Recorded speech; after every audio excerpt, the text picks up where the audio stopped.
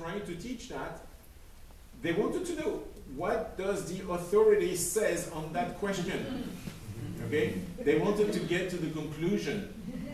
And for me, of course, the conclusion is the starting point. I told them at the beginning, I said, you want to know the conclusion of the debate, that's the conclusion of the debate. Now let's do the debate, okay? Because it's the debate that's interesting.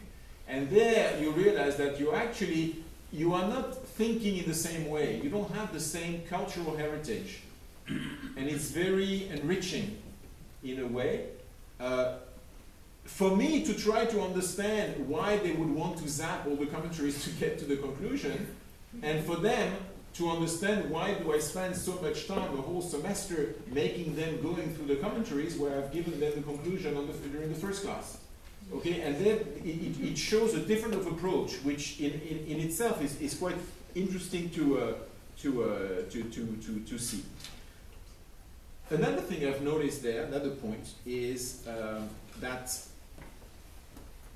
sometimes when you do exercise on commentaries on biblical text and other, with people with their own background, which is different than yours,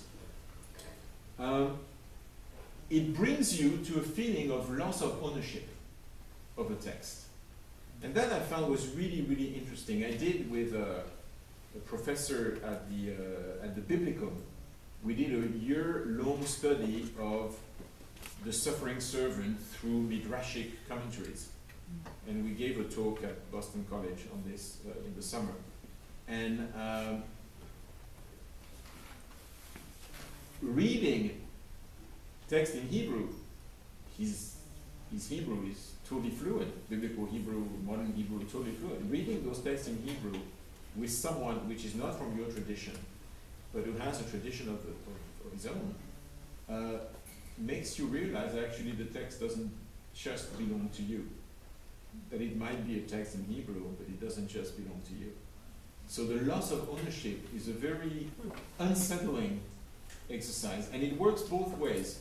It also works with, as the example that I've given there, but it also works when suddenly you realize that there are texts that I can do with my students that I wouldn't do in front of a Jewish audience. And I give you an example.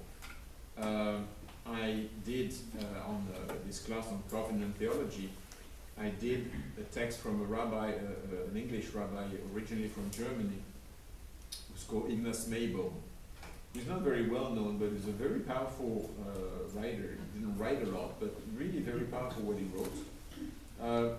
Trying to work out a way to apply the suffering servant to the Shoah without going into the obvious analogies. Okay? So it's a very subtle reading. The very subtle reading is something I wouldn't be able to do like this in front of a Jewish audience, because as soon as I were to mention that in front of a Jewish audience, they would consider that, first of all, this is not a Jewish text.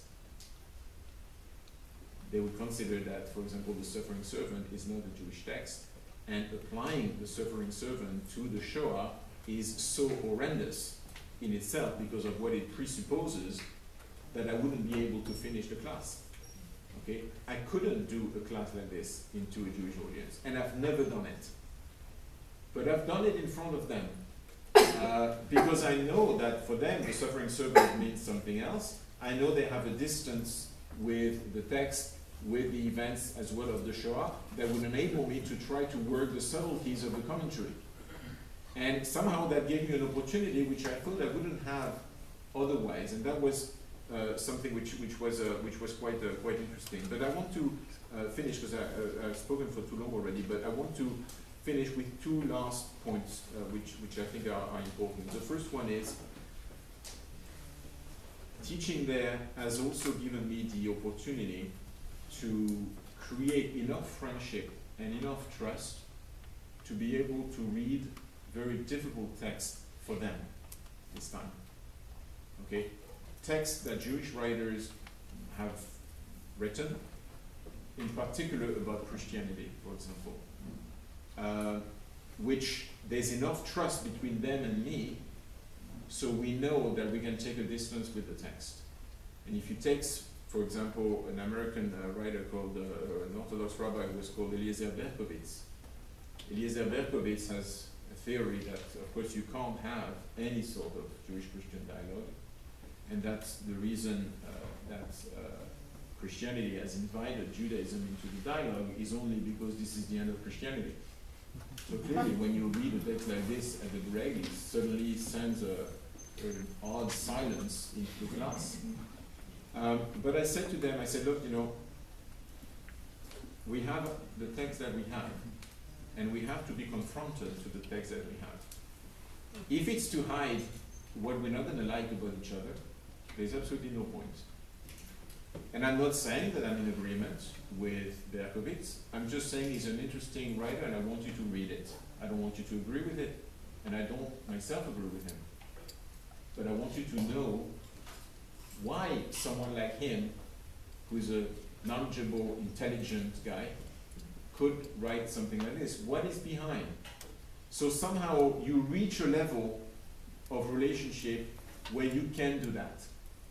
And I've received just yesterday, before I left, one of the students that I've been teaching for the last 3 years is doing his PhD, and he asked me to help him with something, and he wrote to me, he said, I know here's the piece I'm doing, and I know of course that this is a piece that has generated a lot of anti-Semitism, and I know there's a lot of anti-Semitic reading of that text up to today in the church. Okay, so this is the text that I want to do with you, and and there is that type of relationship. There's no hiding from that reality, and I think that is very, very important, because even though it is difficult and it hurts, okay, even though all of that, you cannot build and create a strong and enduring relationship if you evade those texts and those issues. And when you do a one-off conference, when you bring the priest, the rabbi, and the imam, and you put them at the table, you can't do that. That is not the setting. The setting to do those difficult texts is the ongoing process. And that's one of the things we have. I want to finish with the last point, which is, for me, sometimes moments of solitude.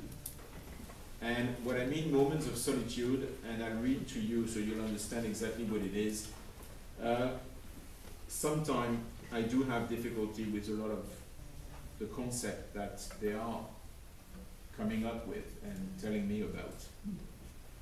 And sometimes they talk so much about love and compassion that it gets on my nerve. And the last time they did that, and it was on the Shoah Theology, the last time they did that, I stopped the class and I read them the following text. An American rabbi, who I think lives here actually, Greenberg. I think he does live here. He says, there are good theological reasons that there be less talk about God today. Faith is living life in the presence of the Redeemer, even when the world is unredeemed. After Auschwitz, there are moments when the Redeemer and the vision of redemption are present, and moments when the flames and smoke of burning children blot out faith. And he says, I have also suggested elsewhere that no statement, theological or otherwise, should be made that would not be credible in the presence of burning children. And I told them, I said, when you keep telling me about love and compassion, that is what I'm asking you to think about. No theological statement that would be credible in the presence of burning children. And from time to time, we do have a dialogue that comes to a real difficulty, a stumbling block. And we have to accept. We have to accept there are stumbling blocks. It's not for me to change them, it's not for them to change me. We come with a different understanding, with our different priorities. But sometimes you feel a bit alone in a situation like this. But it's part of the exercise, and I think somehow what I get from all that, apart from all those details and commentaries and so on, is really, I think, a feeling of friendship, I would say. A real friendship and a real sense that I'm in touch on a weekly basis with people I can talk to, people who questions, people who have doubts like I have, people who have sometimes certainties like I have, people coming up with their own vision, their own understanding, and that creates a bond. And I think that bond is stronger somehow than whatever theological declaration or common declaration or common work that we can do. And the friendship there is for me one of the key things that I've experienced through the work at the Gregorian. So I think I'll stop here and be very happy to try to answer questions if you have. So thank you very much for listening.